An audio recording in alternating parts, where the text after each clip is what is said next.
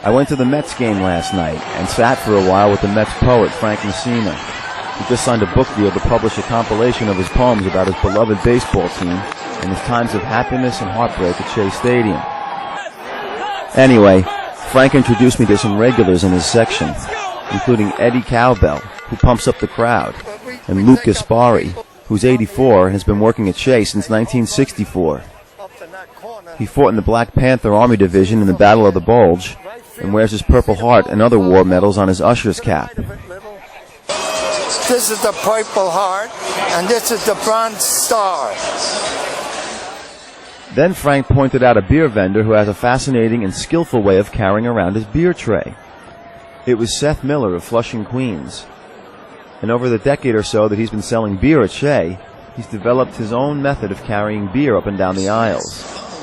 Says it's easier on the arms, gets him a few extra tips from customers. Clogged aisles, searching the stands for customers, even wise guy fans. None of it upsets the beer tray. It sometimes looks like it's floating on its own through the field boxes along the right field line. I started doing it when I was walking back to get new trays, and I got good at it. Fans seem to like it. I think I get a little more tips for people like it, yeah. And how did you get to do it? Was it practice? I just started practicing, trying to get it walking back and forth, and I finally did it, and I started doing it in the seats.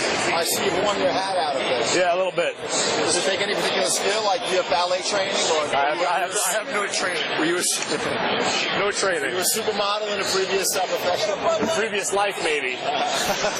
But you know, you just did it by practice. Yeah. Don't try it at home. I would not recommend it. I'm empty. All right. Thank you. Intimacy.